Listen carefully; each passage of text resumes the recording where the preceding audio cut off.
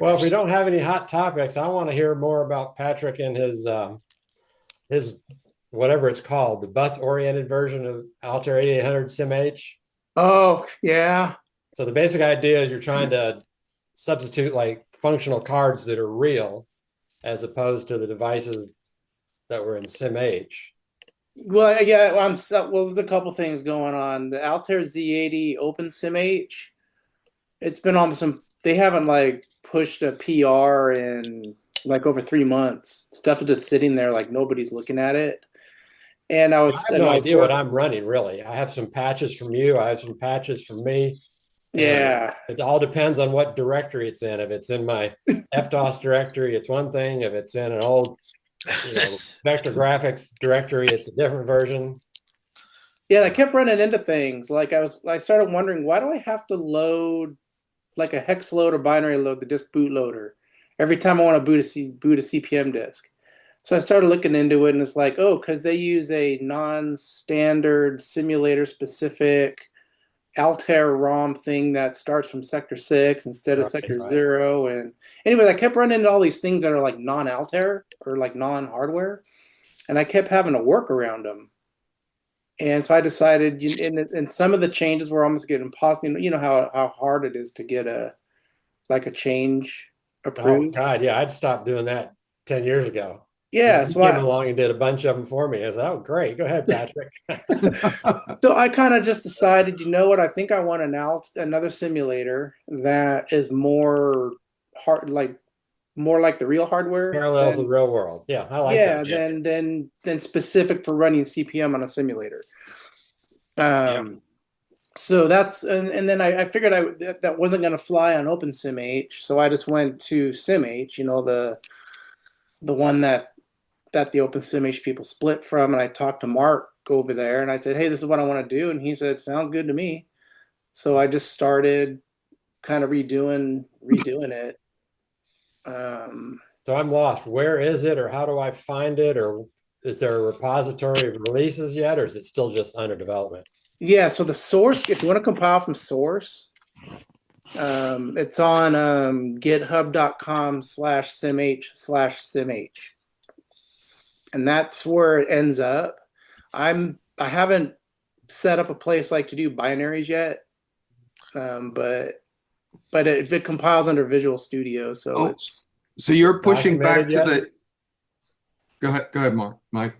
Do you have much documentation on how to set it up yet? Because I assume you like put a board in as opposed to disk 0 or No, it pretty much works the same. You still do, in fact, like just booting an Altair, about the only the only thing different there is they had, like, if you look at the source code, the CPU, the CPU device, it was like interlinked with SIO, and the ROM was on the disk controller. But I mean, it was just kind of a mess in my opinion, and it didn't work with throttling, which I use a lot. If you want to, run at like 2 megahertz because you're working on timing things like X modem or something, right, you kept having to like disable their sleeps, and anyway, I just got annoyed with it all. So a lot of it works the same. It would be very familiar to what you are used to. There's just a couple things that have changed. Like there's now like a ROM device where you can just change what ROMs you want to use. The RAM device is now its own separate device. The banked RAM is now its own separate device, but it kind of works the same. And the CPU, I got rid of all the 68K stuff. I got rid of all the 8086 stuff. It's just basically an 8080 and a Z80 again. Patrick, are you pushing that to the main branch, or are you just hosting it on your own GitHub at this point? Oh no, it's on the main SimH GitHub now. It's just not on the open SimH. Oh, okay. Because I've been pulling updates from you rather than from there. So yeah, you can get the latest bleeding edge stuff from me. Yep. But SimH they probably get updated, within like a week of whatever I'm doing. So I would at this time I'd probably start using the SimH repository. Okay, I'll switch repositories then. Unless you want to like I'm on the ICOM stuff, the ICOM device back. So if you want to try play around with the ICOM stuff, Right. then you might want to get my branch. But So every one of these is still a different. I mean, like the original was a DSK, and then there was an HDSK, and then there was a different one for vector graphic, and there was a different one for the North Star single density, and a different name for the double density. So yes, still that's how it identifies it, or do you actually pick a board? no, that's how it's identified. That's still the same then. Yeah, and Okay. the reason I called it bus is because as I was, there's like all these different devices just sort of talk to each other, and they have external variables, and it's really hard to keep track of what's going on. Now everything like routes through a bus. Like if you need to access RAM or IO or something, it talks to the bus. You attach devices to the bus now, and you can view the bus, like what devices, providing what RAM at what addresses or what ROM. And I separated IO from reads and writes so I can, inputs and outputs. So now I have a separate like front panel device for a programmed output device. And I just kind of wanted to make it more, and I wanted to be able to just take original Altair stuff and run it. Right. Which was well, that's actually the problem I kept running into over and over is I had this and I could assemble programs. It's great for using CPM and assembling programs. Yeah. But then it wouldn't really work if I was simulating this hardware, or wanting to duplicate real hardware, because I'd use it to bring up real hardware. And yet I couldn't because it didn't work. And then right. I made my own hardware, like, the 1.5 megabyte FDC plus that you were just talking about. Of course, that didn't exist because that was not original. But even original configurations, I had to make stuff up to make it work. You did. And by the way, it supports the 1.5 megabyte. Yeah, I know. You got that. I don't remember what I did to that code. I glanced at it to see if I could see what would have been different other than, I don't even remember. I guess just the total track size was different. Was that about it? Yeah, and you do enable, like you enable reading, or like a read enable, which is a different bit. I think it's like an interrupt bit on the regular Altair disk. And then the fun part was if you do a read without enable reading, then it like simulates the first sector of the boot, and it sends the bootloader down. That was okay. Gotcha. Yeah. Yeah, so I think on your SimH, you like load the bootloader in through like a load from SimH, but now it works. It's on the controller, and if the real thing, it'll just download it. So that's so it didn't have to have a different boot prom. Yeah. Yeah. So it seems to work. Okay, I need to start adapting to that as it firms out there. A huge favor. Is there a dump command yet, or does examine still just give you 1 byte per row down the page? No, there's you might like it now. There's an M command. It'll dump. You can I've set it up now where it's when like you're single stepping. It's in like DDT format now. It'll actually show you all the registers. It'll show you all that stuff. You can save hex files now. You can. You want to demonstrate it? I was going to say, Patrick, you want to show? Can you show it where you're at? Patrick, put that link to the GitHub on the chat too. Oh, okay. Yeah, hang on. Yeah, there's nothing worse. I mean, sometimes I'd rather go use DDT because at least I can see more than 1 byte per line when I'm examining what's going on. So yeah, if you've got a memory dump that goes across the page, like software from 1975 is already doing, that would be nice. I'm just working on the test programs or the test scripts for the ICOM that I can do something. Yeah, it's funny that I'm breaking that right while you're working on it. All right, okay, let's see. Share.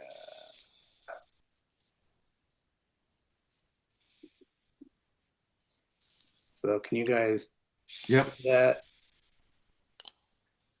So there's an M command, if that's what you're talking about. Great. So you can do like so you should see, I can't remember if it's a dash, but there's the. Perfect. Oh, you don't have to provide the through either. It defaults to a page. Yep. And what I'm saying is like one more request. Put extra space in at byte 8. In the hex. Oh, sure. In the hex dump, not the ASCII dump. Yeah, I can do So that. separated the two. Yeah. That Oh. does wonders for me. Sure. No, that's great. Need that. What about removing breakpoints? That's pretty much breakpoints are built into SimH. So here's another thought. Well, tell me if I'm wrong, but you can't remove a breakpoint until it hits it. Then you type no BR, and then that one goes away. Let me find out, because I don't remember. I usually end up quitting and going back in because I haven't figured out how it works to get rid of breakpoints. But let me see how to remove breakpoints. Oh, don't worry about it. Well, no, I want to know here that wants to myself. know. I want to know how to do it myself, because I've seen weird stuff. It's like, wait, it says to do this, and then the breakpoint's still there. So Well, if it hits the breakpoint, you type no BR, it goes away. But it'd be nice to be able to just like clear them all, because I might end up with 7 breakpoints by the time I go through tracing something. exactly. I just want to clear them all and let it run, because they stay there unless you completely exit and come back in. So this is what like the single step looks like now. It's more like, yeah, just like DDT. It's more like DDT, because you used to have to. And there's also, I don't know if you saw this.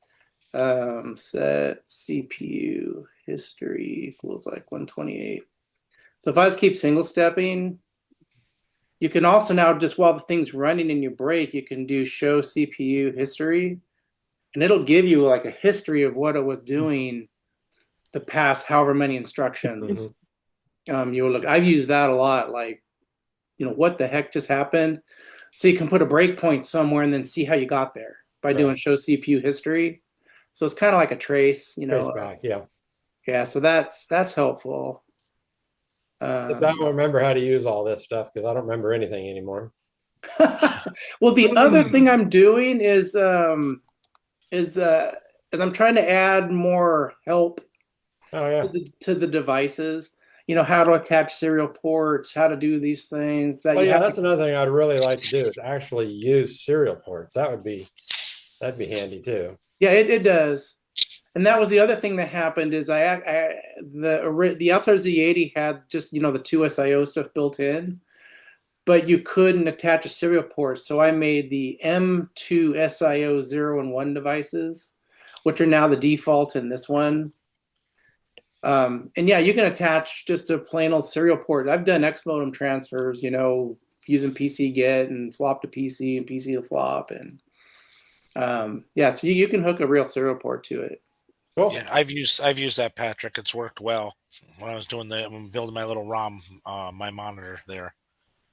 And like I said, I'm trying to get it to where this is the help you get. I'm trying to get this pared down to where down at the bottom, it'll give you kind of like, here's some examples of how to do certain things. Another problem I had was like if I wanted to use like my 2SIO drive or the UART or something else as a console, there's only one device that can check for the keyboard, because there's only one keyboard. And so I added a console device to everything. So even though you might have different serial ports enabled, you can say, I want this one to check the keyboard. This is my console. So I'm trying, so that's a little bit different. I kept like losing keystrokes. I'm like, what the heck is going on the Altair Z80? Working with some other serial devices, I kept losing keystrokes. It's because, someone else is pulling and checking the keyboard somewhere. And there was no way to tell them not to do it. So that helps a lot.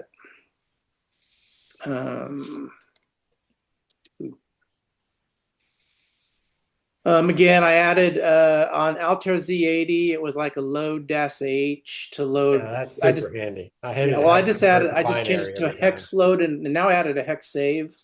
So you can actually save a hex file now too, and you can give offsets now. You can, even though the hex file says load it FF00, you can give it an offset and it'll load wherever you want. I've used that a lot, like when I'm trying to muck with ROM, burning ROMs or something.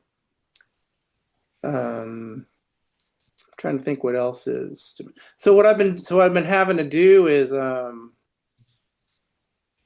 start adding devices back that were in Altair Z80 that I hadn't moved yet. Because like I said, the other thing I added was like a soft sector disk library.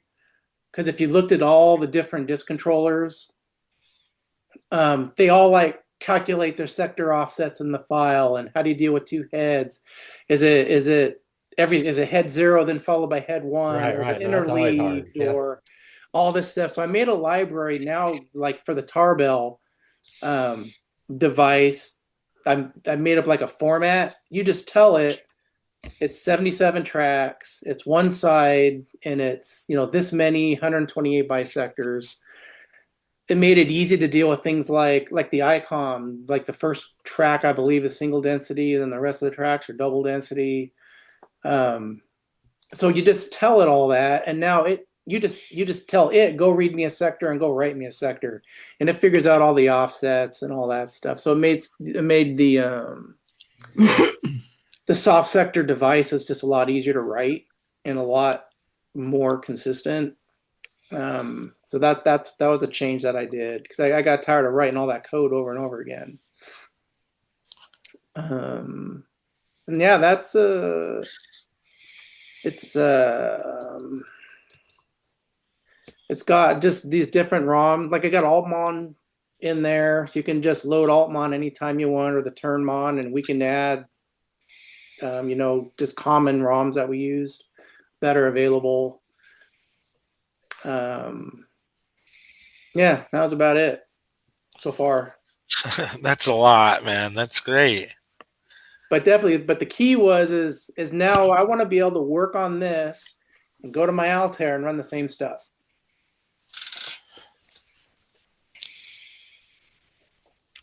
Yeah. Oh, Mike, I think you're muted. If you're I'm muted because I lowered my desk and didn't want that to make a big rumble. How you standing? Yeah. Oh, I'm sorry. I thought you were asking a question. So sorry. No, I was praising your work. So that's pretty much it. I use this a lot. It'll show you, you know, which devices are providing memory at which addresses, and which devices are providing I/O at which ports, and whether it's an input or an output or both, or and what the current console, who's reading the keyboard, you know, so the M2SIO0 devices. All right. Well, yeah, like I said, I got to make that my my default SimH, so to speak, instead of all the ones I've been doing. Yeah. So I'll go ahead and probably in another week or so, I got a couple of things I want to do. I'll push up the FTC Plus, and I do want to simulate the serial server, but I'm not the actual FTC Plus Doing the serial server? or doing the serial server. I don't know why. I don't know when I would use that's it. Not really vintage. But I think because like when I was working with the It would have helped you develop your ESP. exactly, I just want to be able to plug it into this, or just not have to use your real hardware if I want to design something. So I'll probably add there's that. always a limitation, and you're kind of eliminating some of that limitation here, and you could only do so much on SimH, then you had to go do it on real hardware. Yep, exactly. But yeah, I do like the idea of being able to mix and match real hardware and virtual hardware. Mm-hmm. You really want to figure out a way that we can have a S100 card slot that we can plug into the virtual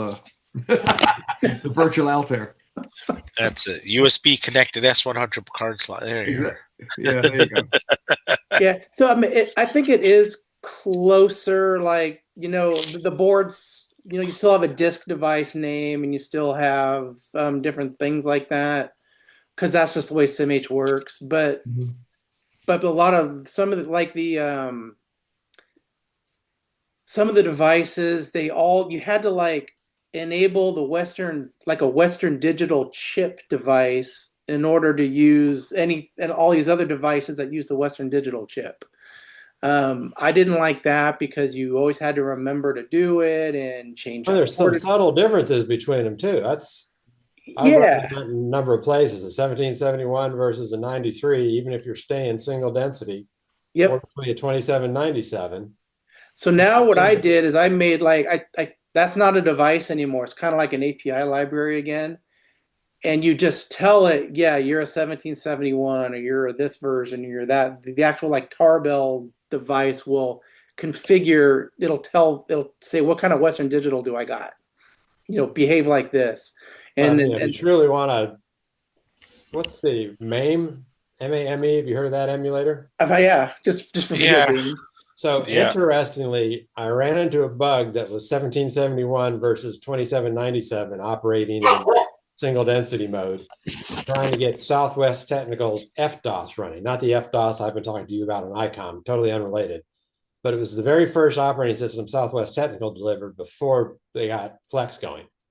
And it had this really weird error that only showed up if you're using a 2797, which was on this board that was made back in that time that used to use 1771s and 1793s, but was later adopted to use 2797. But MAME actually somehow emulated at such level of accuracy that it showed that bug. And we're just talking a subtle timing difference in how long until it gives up on a multiple sector read. Wow. And so whoever did that must have somehow, I couldn't find it documented anywhere. Uh-huh. Whoever did it. It was pretty impressive. But so yeah, I had to go put a patch in to make a 2797 work, just to make it delay a bit longer or something, so that it matched the 1771.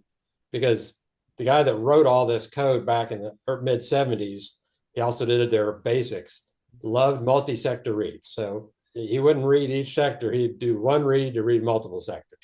He loved that trick on the 1771. And yeah, the amount of time until it gave up and then updated the register to say, here's where I stopped, was different between those two chips by a few microseconds.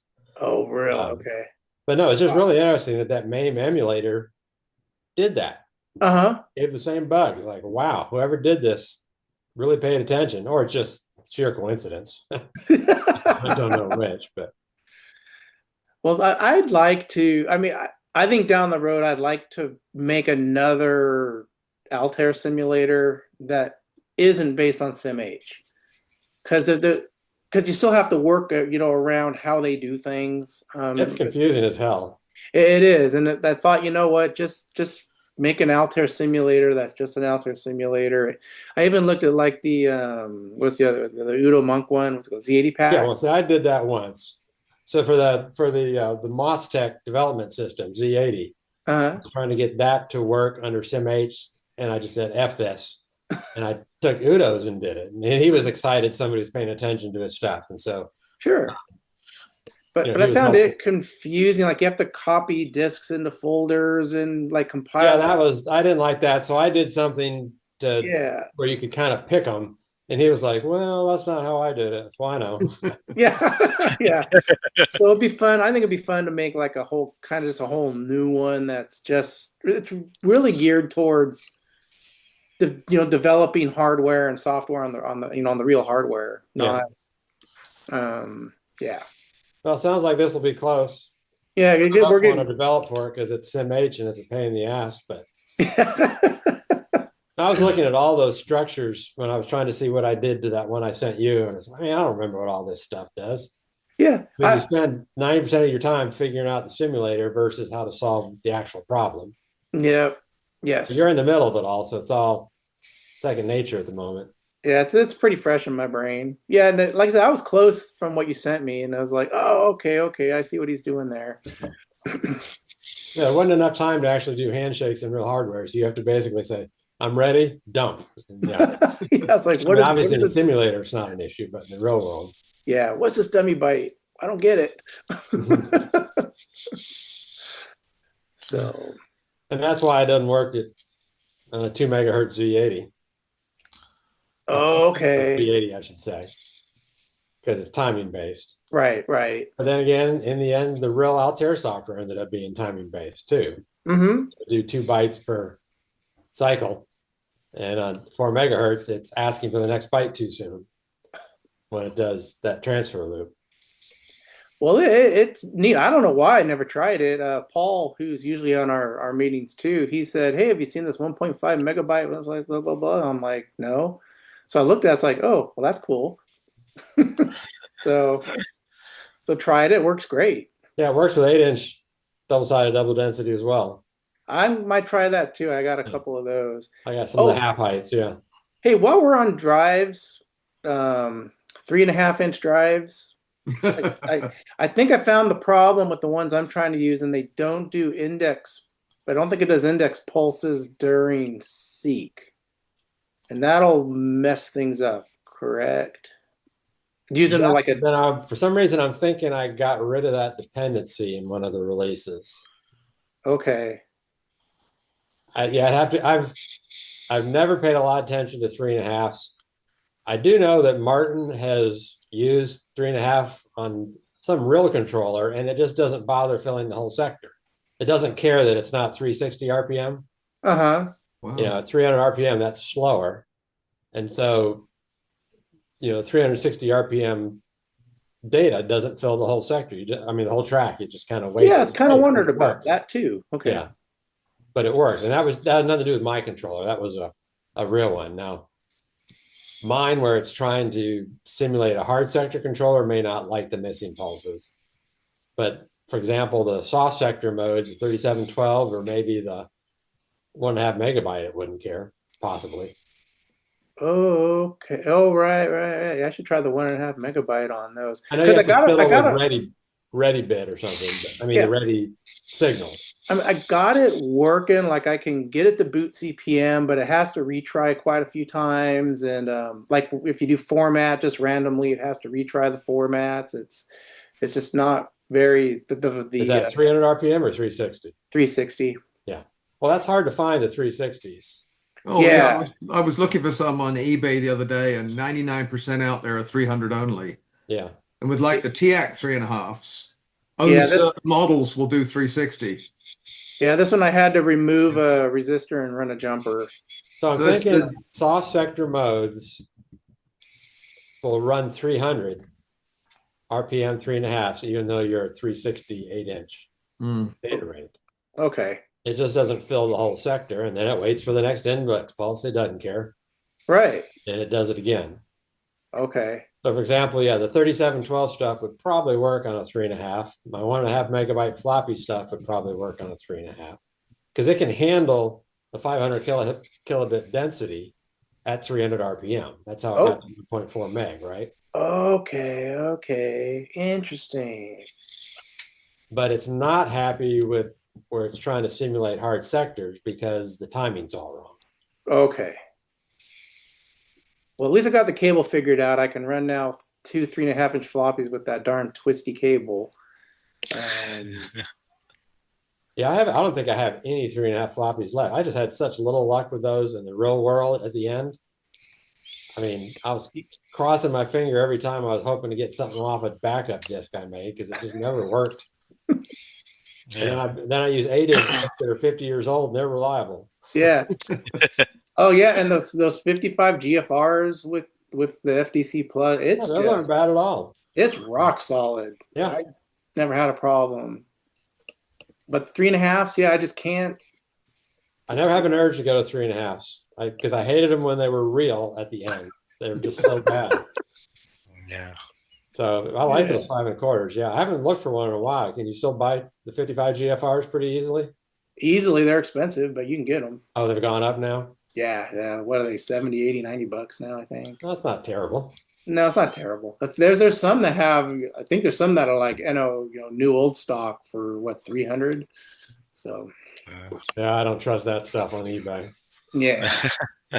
Although I got like 4, Martin and I split them. I think he got 4 and I got 4 SA400Ls, brand new in the box a few years ago. Can't do much with those drives except the old stuff, but yeah, very nice seeing beautiful, pristine ones like that. Nice. So I looked up your 55 GFR on eBay.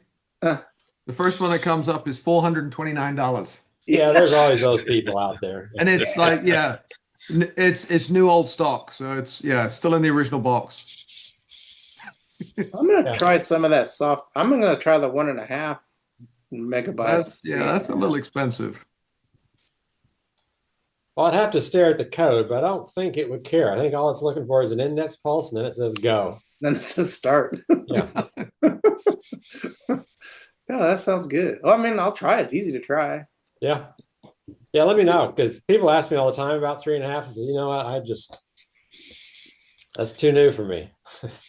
Yeah, I do know. Like, I don't know if you changed the code, but I was digging into the for the drives I have, and it says, yeah, they gate indexing on a seek, on completion of a seek, and it's like, and then I remember reading you gotta change like the GFR drive to provide an index pulse during seeks.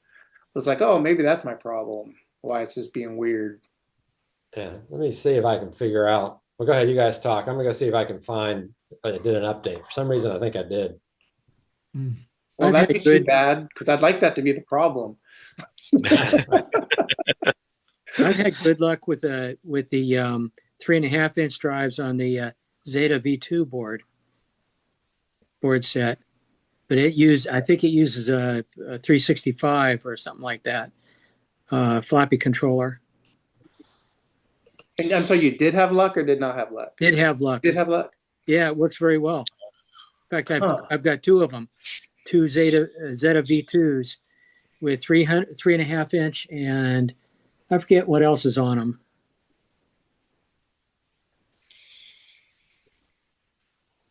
Interesting.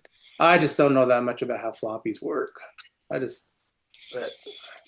So it looks like I added the ability to support drives that suppress index pulses during seek. I got a typo here. It's drive type 4. That's the soft 5S8. That's the 5. Yeah. Yeah. Oh, that's too bad. That's the only one that does it. Shoot. Is that the one you were working on? Yeah. Oh, Yeah. well, damn. So I got a different problem. Well, is it 360 or 300? I asked you that. You're at 360, right? Yeah, 360. Yeah, so that should have worked then. Okay, so something else. Well, good. Well, assuming I what version of firmware is on your FTC Plus? Whoa, I don't know. Whatever your latest is, what is it? 1 point? Well, it's 1.8 now. You probably have 1.7. I have 1.7. Yeah, so that should be fine then. Yeah, sorry. Nah, that's all right, and it saved me a bunch of time. Because I was figuring out, like, okay, how can I get these index pulses from it? So I found out, it's like, okay, well, I found where it's sending the index pulses to their chip, but it's got to get inverted.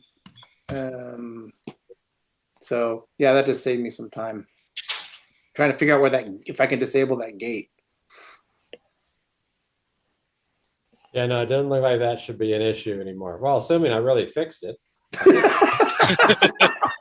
Well, what it should do is, I think you can turn that off on the GFRs. Yeah. Yeah, just turn off the indexing during seek on the GFR and see if it still works. So somebody was having a problem because they could not turn theirs on for whatever drive they were using. Okay.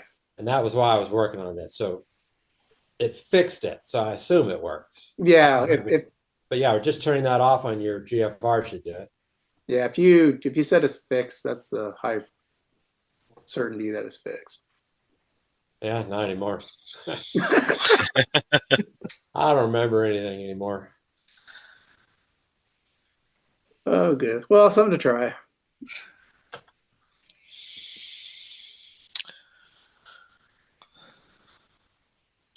Oh, Walt asked me, or who asked me about the SWTCP?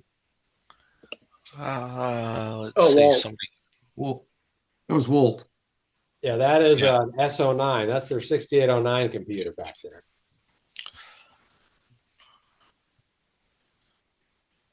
And then yeah, I've got the 6800 up on the shelves behind me, but that one that's down on the card is a 6809 I'm working on right now.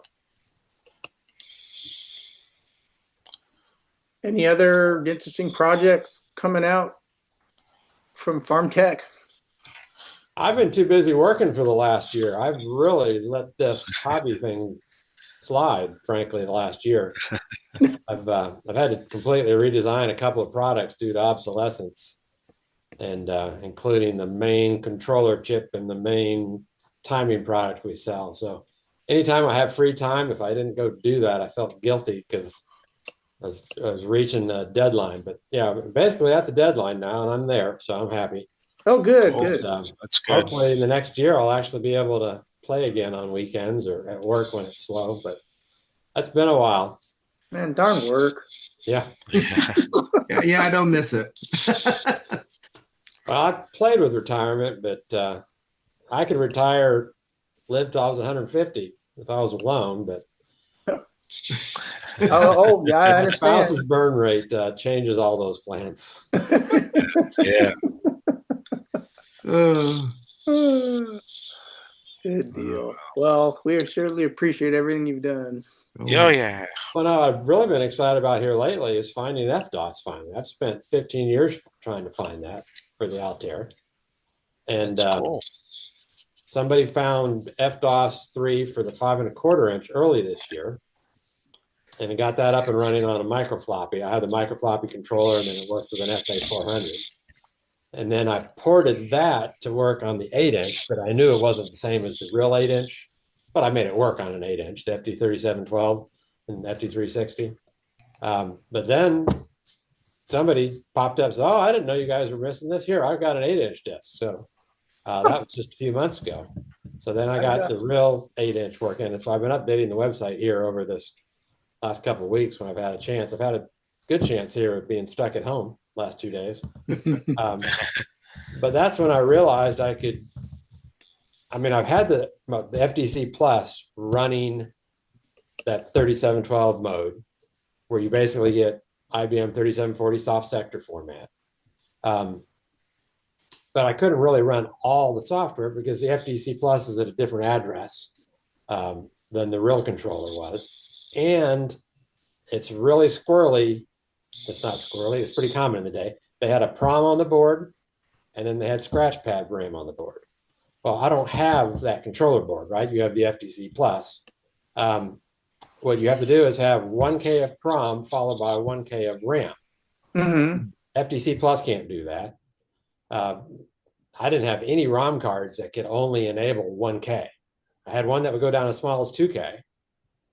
So to define a 1K block followed by RAM is very hard to do, short of it being, the board itself. There was numerous controller boards that had RAM and ROM on them, and including, of course, this FD3712.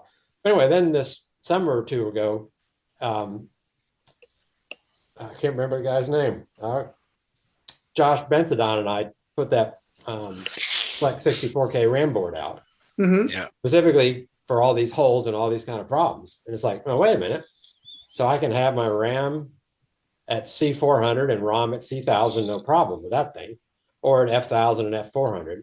So then I went ahead and modified one of my boards to address at C1000 or at C0, which is the IO address of the real FD3712. And suddenly I can run everything just like the real stuff without having to have one of these really rare 3712 cabinets. I have one, but nobody else does hardly.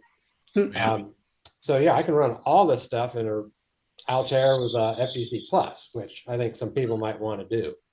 And so that's what I've been doing, is trying to get that standardized so that it's as easy as, the CPMs and a PC to flop and you're up and running. The only hard thing or downside is that changing the IO address on my floppy disk controller, I never visioned anybody would really want to bother because it was a one-trick pony.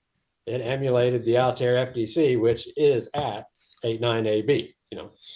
You'll never use it anywhere else. So I made it, I was out of hardware. I said, well, look, if you just swap these two wires, you can run it at 80 hex instead of 89A. You can run it at 80, 81, 82.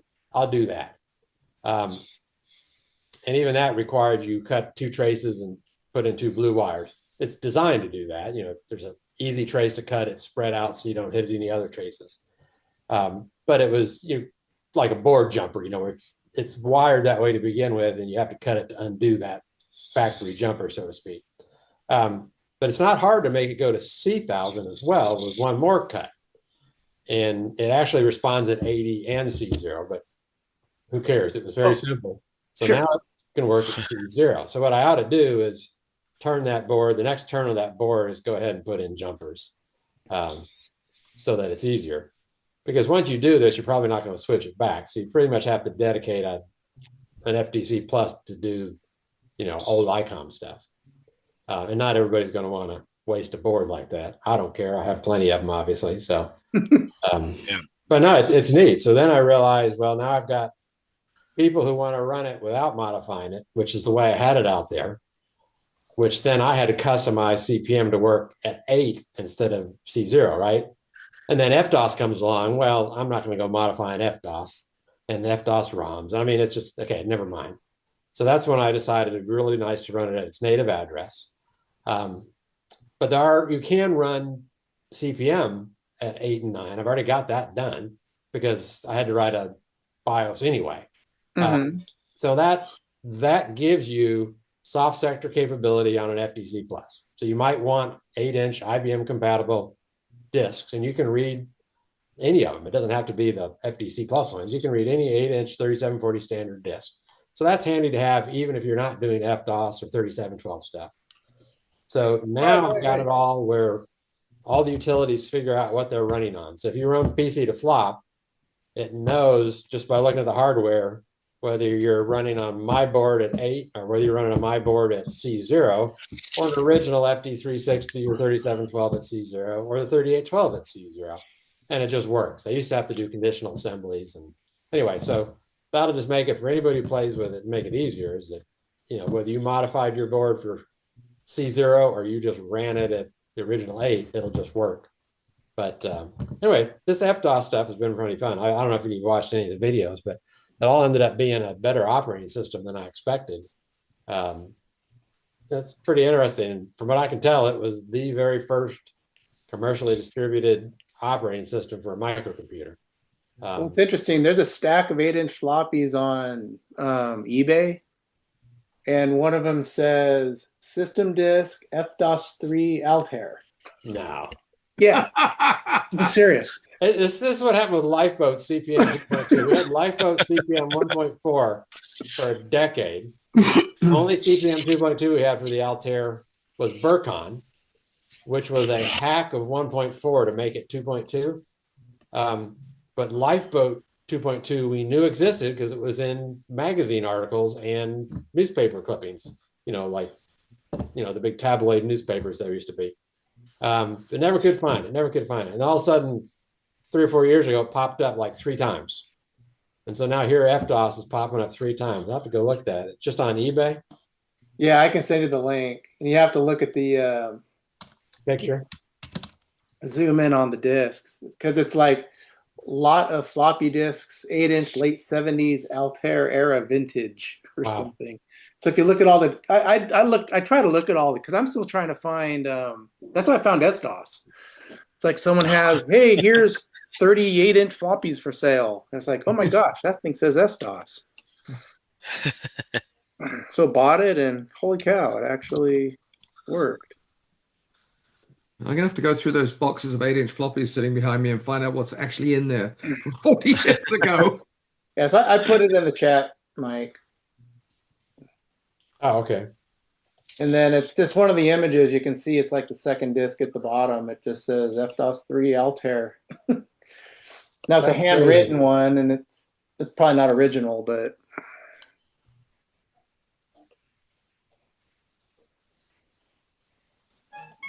Well, you guys keep talking. I'm going to stare at this for a bit. Hovering over the buy now button. Nah, but I mean, if they had FDOS 2, I might, but yeah. So 5.0 basic, 4.1 basic, that sounds like Altair. So this probably is Altair, especially since you found FDOS.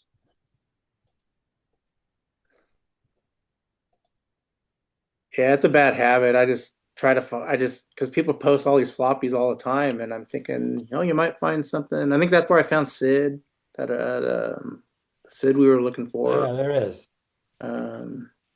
Oh, well, this has Debbie on it. Who's Debbie? Do you know Debbie? Disk Extended Basic by ICOM. It's, well, you remember that when Pertec bought Altair, they bought ICOM at the same time. Mm-hmm. ICOM is who made the FD360, and the 3712 is essentially just a repackaging of that. ICOM is who wrote FDOS. Pertec thought they were getting the rights to Microsoft Basic, but in the end, after the lawsuits, no, they didn't. Debbie was written from Microsoft Basic source. So I have FDOS 3, but I do not have Debbie that runs on the 8-inch. The Debbie I have only works on the 5 1/4, and that's because it's orged at a different address on that machine, on that version. $99 is cheap. And then then there's like these floppy systems tests. I don't know if those are. I mean, 99% of this is probably not interesting, but Yeah. Yeah. yeah, I don't know Some why kids' homework. $100 just for Debbie or not. Interesting. Yeah, I don't see a lot else exciting there. No, I just saw, FDOS. Now the question is that disc still have what's on the label as well? There's that. Yeah, and is the disc still readable? And is the disc still readable? Yeah, you never know how they've been stored. That determines everything. I don't know what all these floppy systems test. He's got lots of that one. Yeah.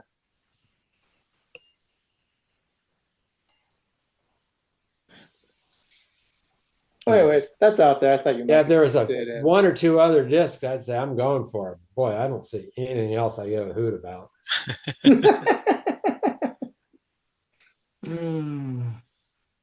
I could probably convert Debbie to another address easier than, well, not easier, but before I do this. Huh. Well, good eye. I wouldn't have caught that. Like I said, I don't know how many hours I waste looking at floppy disk labels on eBay. Yeah, I'm trying to think if there's any holy grails I'm still looking for. FDOS was one of them. I mean, holy grail is overrated, of course, but Yeah. I can't remember one. I took a long time, like I said, to find Lifeboat 2.2. I'm fine. That did. And then it showed up everywhere all of a sudden. Then, yeah, the FDOS was one, and I just drew a blank on what the other one was that popped up. Yeah, I hate getting old. Trains disappear. I think I've got Lifeboat 2.2 on North Star somewhere. Yeah, well, that's kind of what made me want to get Lifeboat for the Altair, because it was very well distributed. You know, they had utilities for you to configure it yourself, and manual was good, et cetera, et cetera. I'm looking for Cosmos. Has anyone heard or seen Cosmos? That was SD Systems, I think. I got on like this SD Systems kick. It's like, wow, they had all these operating systems and I can't find them anywhere. Well, you see that big white computer behind me? Uh-huh. That one right there? Yeah. That's an SD Systems. Oh. It's got two 8-inch Cume track drives in it, the double-sided double density, but they're full height. Uh-huh. Monitors built in, keyboards built in. It was a time-sharing system for airlines. This particular one. A monster. Oh yeah, it's giant. But unfortunately, the guy gutted it and sold all the SD Systems boards out of it. Oh my gosh. So I bought it and filled it. I had a vector graphics system, that a set of boards, virtually identical in terms of features and capability, etc. So yeah, it's a nice megabyte of data online on 2 floppies. Pretty nice little system. They get turned on once every 3 or 4 years. Don't know if it worked right now or not. That's too bad he gutted it. Yeah. I'm still trying to get the, I got to get the SBC 200 working with their CPM. I just got to get the interrupts figured out for the serial port. Card seems okay, though? It seems to be. I just keep seeing squirrels and doing something else. Yeah, it's good. I wasn't sure again, you know. So yeah, no, it seems fine so far. I think there's something I'm not understanding about. I can't remember what that Z80 chip is that does like the vectored interrupt stuff. I think it's not right, or not jumpered right. Yeah. But yeah. Yeah, this machine I put in the vector graphics boards on the later day that pretty much paralleled the SD boards that were in it, were 4 megahertz Z80. Right. But then I had a set of boards that were 6 megahertz, approved or had stickers on them said that worked. So yeah, that thing actually runs at 6 megahertz, all vintage equipment. Your speed limitation is still your disk drives. So yeah, Walt was asking about this the 6809 right here. So 6809 is 2 megahertz, and if you actually use 6809 code efficiently, it probably runs 3 times as fast as the 6800. You know, twice as fast as the clock, and then some instructions are sorted. And then if you actually take advantage of the 6809 instruction set, as opposed to just translating it 6800 code, that's more efficient as well. However, when you use the thing running Flex, I'm sure it's a little bit faster. It just doesn't seem much faster than my 6800 does, because you're bound by the disk, maximum speed of the disk. An Altair 8800, 2 megahertz with 8-inch drives was like, well, it didn't have to be the Altair, but a 2 megahertz 8080 and an 8-inch drive was pretty much, they were in sync with each other. You know, you could speed up the drive a bit, but your computer wouldn't get much faster. You could speed up the computer a bit, but it wouldn't feel much faster because of the drive. Just about the right level of balance. Yeah. Of course, 5 1/4 slowed that down a whole bunch, but then they got faster and faster, so that helped. But yeah, the other ones where you speed up the processor, you just don't really feel it because now you're looking at the floppy. Well, then hard disks started popping up, of course. So that fixed that problem. Yeah, a little disappointed in the 6809. It didn't fly like I expected. Well, part of the problem is I've made a track buffer version of Flex for the 6800, and it's sweet. And so that's kind of what I'm used to, because that's what I always boot when I run it. And so this actually didn't even feel as fast as my 6800. But I have no spare RAM in the 6809. 6800, they put IO space at 8,000 hex, because that's where Motorola had done it, and they were using Motorola's MICBug when they first came out with the Southwest Technical 6800. So just right in the middle of RAM. And so Flex used 0 through 8,000, and then 8,000 through 8,000 was that 2 times 4K. So 8K is just wasted for like 8 devices of address space. But who cared back then? Nobody would have 64K of RAM, right? Then they put at A1000 through C1000 was Flex, and C1000 up to E1000 was available. Nothing was there. And so I had RAM and put my track buffer there. So basically, you can have a track buffered BIOS in Flex without using any of the space that any program or operating system is allowed to use. And it just flew, and it took no memory space. But on the 6800, they fixed all that. So there's no unused memory space. So short of going to, you can go above 64K. The chip itself can't, but this computer can bank other RAM cards if I wanted. So I could put a track buffer and another RAM bank, but I haven't worked on it that far yet. But yeah, it's a little disappointing that it's not faster. I really like the 6809. When I was in grad school, that was my favorite processor. It was like, man, this is so nice compared to an 8080. Huh. But yeah, it got wiped out because 16-bit was on its tail. Never really got to. Oh, what, 6809 color computer, handy. That used it quite a bit, but yeah, other than that, it didn't pop up too much. I'm gonna go catch the rest of the Patriots game. Oh, good. How they doing?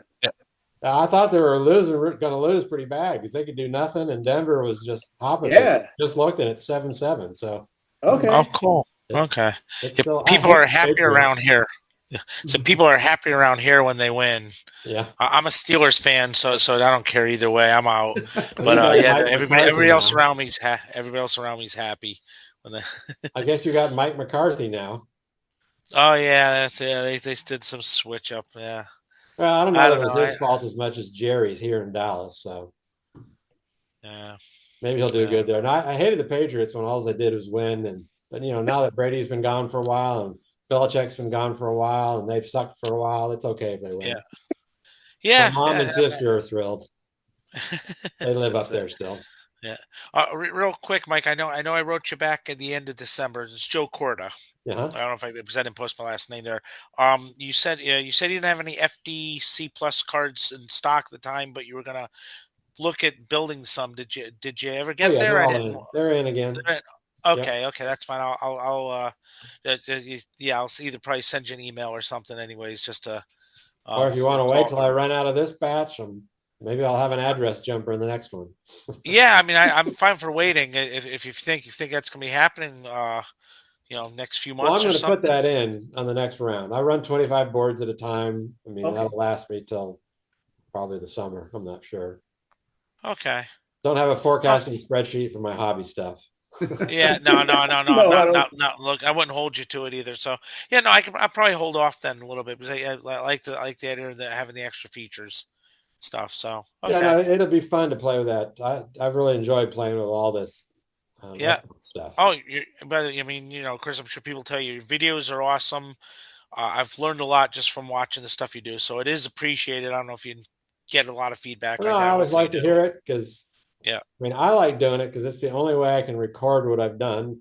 Nobody in my house or my office wants to listen to me, of course. So I put that out there, and there's a few people out there that do listen to it, so that's good. Yeah. I appreciate it. Appreciate it as well, Mike. I gotta run, everybody. We'll see y'all later. Okay. See you All right, Take care, Terry. Good seeing you guys. Bye. So, Oh, so you're Mike Douglas. I've never seen your face before. I've only heard you in your videos. Well, I recognize his voice. That's what I did. That's the joke. Nobody ever gets to see my face. Yeah, I never knew. I never saw you this summer at VCF Southwest. People saw my face on that forum and they, oh, that's what he looks like. But yeah, everybody recognizes my voice. But you look a lot thinner on the Zoom here than you do in your videos because we see your shadow in the reflection of the monitor sometimes. Well, that's a convex or concave shaped tube there, right? Yeah. It's going to stretch me out. So all right, maybe good talking to you guys. Yeah, all right. Likewise, and we'll take care, buddy. I hope we see you back here again. All righty. Oh yeah, please, anytime. Yep, I got a link now. Thanks. Okay. Yeah. Take care, buddy. Take care, Mike. I didn't know if he'd turn up. I was talking to him earlier in the week, and I said, "You should join our call." And then I sent him the link when Walt sent it out. So that's awesome. I'm glad that's it just impressed me over the the videos he does and just again even in the friendliness of when I've called and ordered stuff and things. So I've downloaded about half a dozen of his videos just to make sure I have them on my computer so I can stop and start them without getting all the YouTube commercials. Speaking of VCFs, is anybody going to any of the VCFs? I'll be going to West because it's 30-minute drive. Is it 2 blocks from your house? Not quite. It's about 45 minutes. It's South Bay, and I'm up here on the in the East Bay. But Okay. I went to Southeast last year, and it was just not a lot there compared to what I've seen at the other ones. Well, Midwest is the big one, right? The really big one. I think so. Yeah. That's the largest of them. Yeah, they have the largest crowds. Yeah. Yeah. The one here is decent. You probably get 30 or 40 tables, maybe, if people show stuff. It's decent, and I see things that I haven't seen forever and a day, like a Sun 386 based machine, and I hadn't seen one of those in like 35 years. They had Solaris when they first released Solaris back in the late 80s, I think it was. Yeah. It was on a 386. They hadn't got Spark yet. So in between the 68,000 based old Suns and Spark, they had one product that ran an Intel 386 and ran Solaris on it. And that was only the second. The first one I saw was at our office. The second one I saw was at VCF West last year? I went to a VCF thing in the early 80s, 83, maybe 84, probably 83. And it was just one room with about a half a dozen tables. Right. I mean, it was just, I was at the museum, looking Mhm. around at the stuff in the museum, and someone said you should go up to the VCF Right. fair. So I went upstairs to this little room, and there was a bunch of guys in there it was mostly Altairs back then. Yeah. Yeah. Well, the one here is run at the Computer History Museum down in Mountain View. Yeah. Okay. Which last weekend was where I went last weekend, because every time I go to VCF, of course, spend all day at VCF, you're exhausted.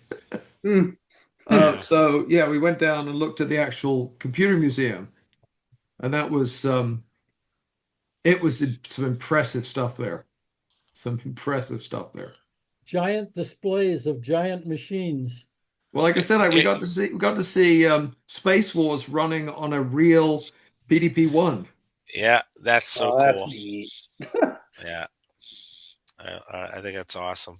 That was way cool. That video's online showing that on YouTube. Seeing it in real. Well, not only was it running on real hardware with the big radar display, right, that they used for graphics, they had it set up with 2 controllers, so the audience that was watching the demo could play Space Wars on a real PDP-1. Meanwhile, you've got the guy who helped develop that software, because he was at MIT at the time, running the demo.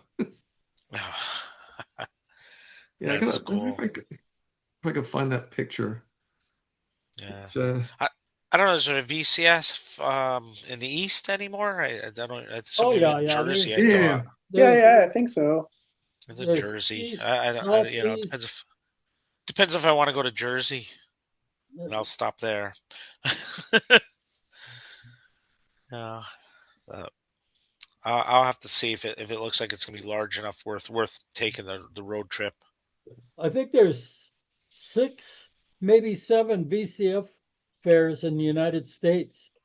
I mean, they cover big areas all around. Yeah, there's a lot. Yeah, I just posted a picture of the guy who was doing the demo last weekend. Oh, cool. Yeah.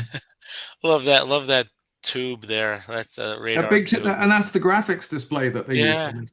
Yeah. And they actually that guy is in that video on YouTube. I don't know. They show the real machine on YouTube? Yeah. Running stuff. Yeah, well, it's possible. Like I said, he said he was a student at MIT when the first PDP-1 was delivered to MIT. Yeah. And they had this. They were allowed to play at night when regular people didn't want to work on it. Between like midnight and 6 a.m., they could have a group of them had access to the computer to go tinker with it. So they wrote all sorts of software, and he was part of the group that wrote the Space Wars on the vector thing there. Look at this, all the paper tapes folded up in the hole. Yeah. Isn't that? Yeah, it's weird. Cool. They and it's 5-hole tape. It's not 8-hole tape. Okay, yeah. Yeah, he was showing that. They used that folded, not reeled tape in the PDP-1. The reader's right below it, right? Reader's right below it. Yeah, right. Yeah. I know you can buy that little display at the the bottom. You can get one of the obsolescence guaranteed. I think is right. Is there nibble, high nibble? One of them still. Yes, obsolescence guaranteed has a kit. Okay, yeah. Yeah, I think my brother. And I have thought about one. I think my brother bought my. Go ahead. Sorry. I was going to say, after I looked at it last week, it was like, do I need that kit?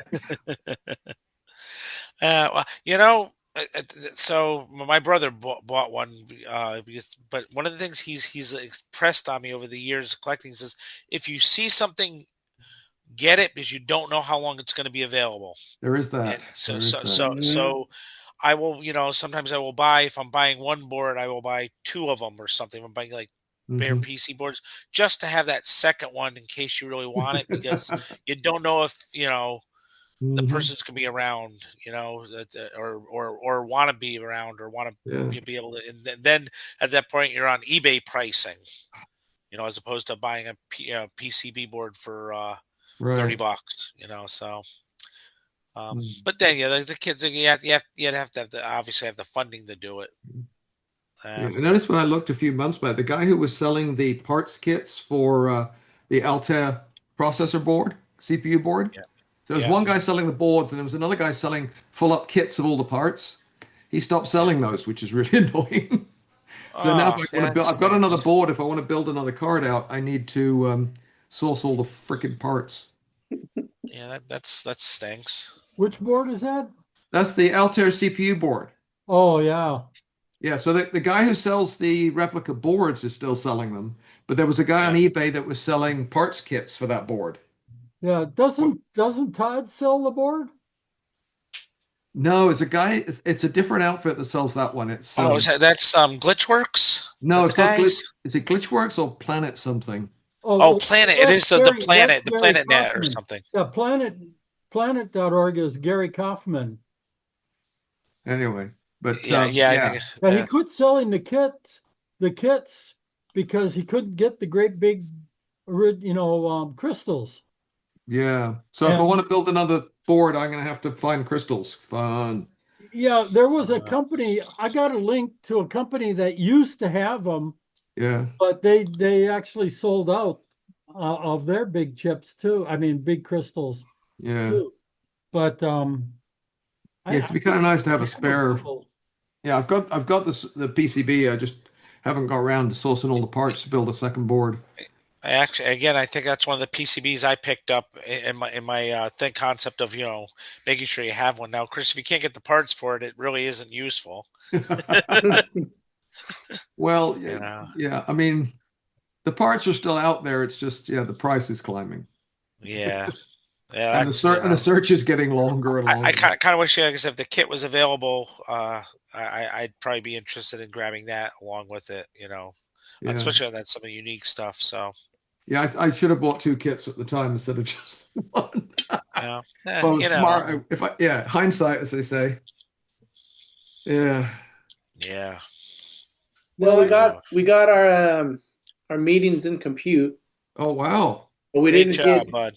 But no one showed up today, so oh well.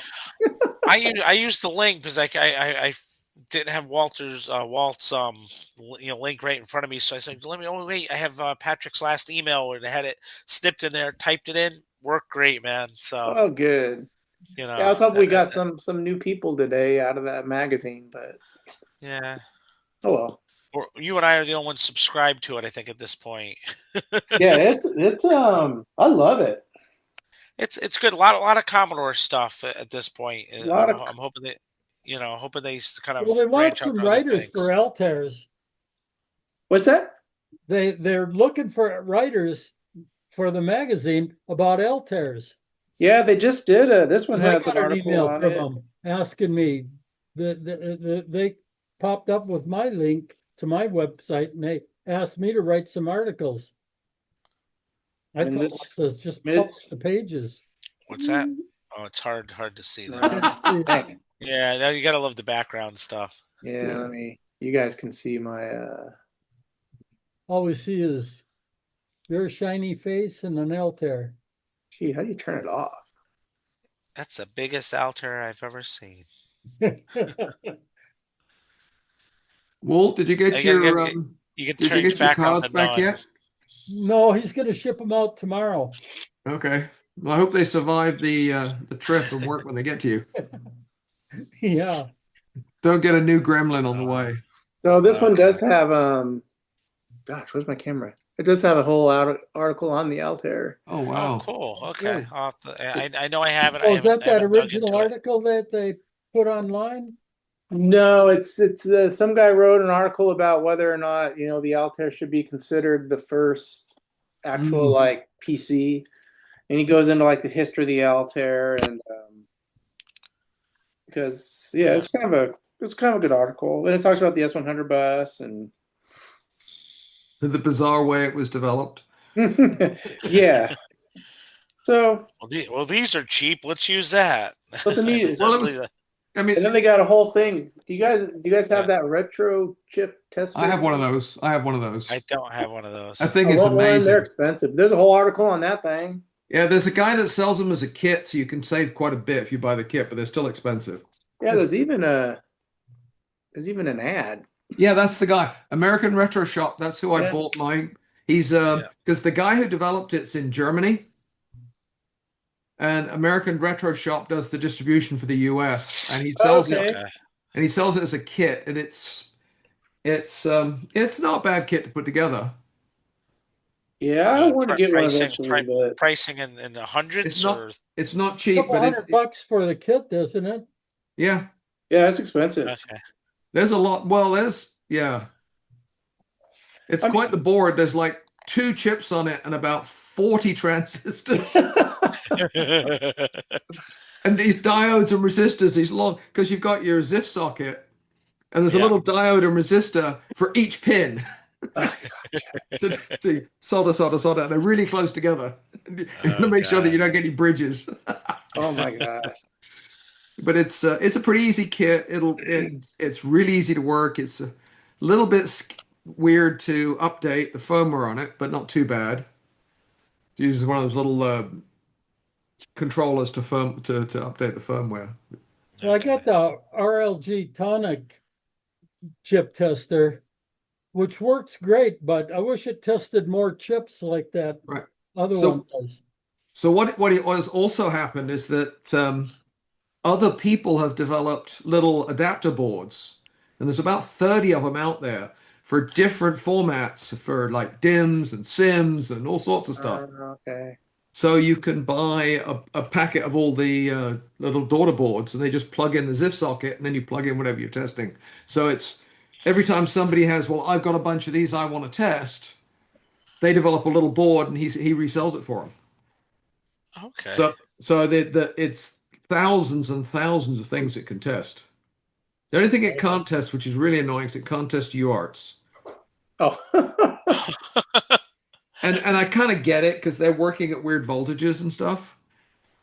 And nothing else really has, very little has the, So I don't think it does CPUs either. CPUs are pretty unusual. But there's a guy in Taiwan, I think, who makes little CPU testers. He sells on Tindy.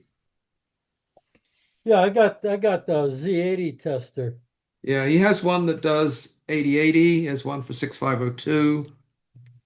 He has a number of them. That guy, I swear, that guy puts out 2 new boards a week.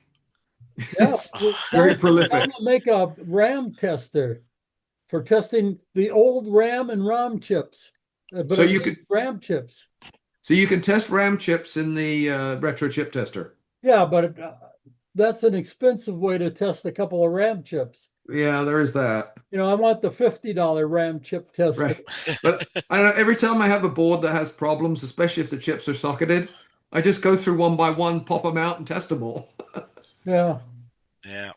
And that way you're not tracing all over trying to find where the signal's not quite right. You can at least verify that all the chips work first. And it's very rare that I find one that I can't put in there. I've got a RAM 4A board, and I did a RAM test on it one time, and it said there was 4 different addresses that were errors. But that was when I first built my Altair 8800C, and I haven't been able to test that thing again since to really try and figure out which chips are bad, and because I got spare 2102 chips I can put in there.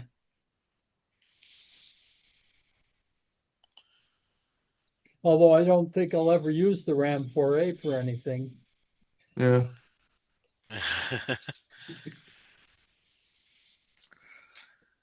Okay.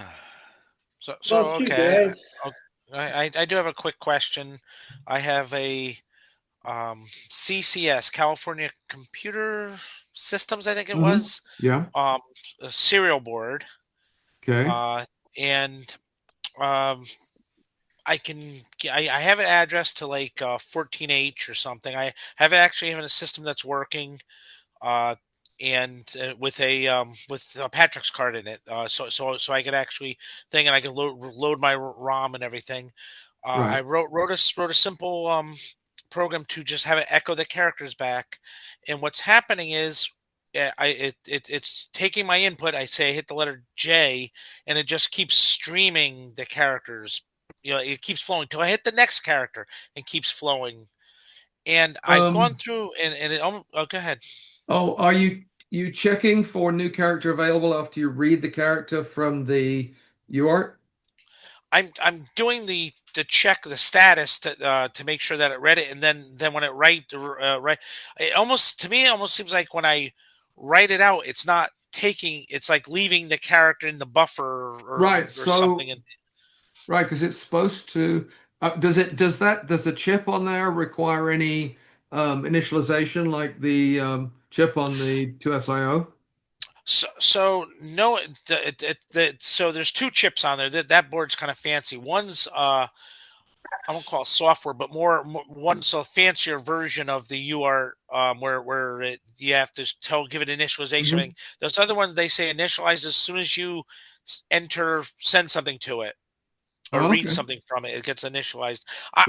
What I'll do is I'm probably going to post it into the group and see, and with some of the images, I can include my little test program to see if I'm doing something wrong there. And again, I just got to clean it. I got so many debug statements in it right now that I got to clean it up before I put it there. But you might, I wonder if you're testing the wrong status bit. That's what it sounds like to me. That's what it sounded like to me. But I can't see I'm not sure what other thing to check. You have the manual for the card? Yes. I can include. I'll probably include that in the because it'll usually have little sample listings of how to read and write, or it'll have a sample BIOS that uses it, and you can read the read and write routines from there. So it had the one sample. I think it was one or two samples in the book were more for using the other UART, not the simplistic one that I'm trying to use. Port B, I think it is. Right. So the other thing to do is to get the data sheet for the UART. Yeah. And then start reading what the status bits really mean to see if you were actually checking the right status bit. Gotcha. Okay. Because that's often when you go in and you have to look at the actual UART, because they're all different. Yeah. They're all different.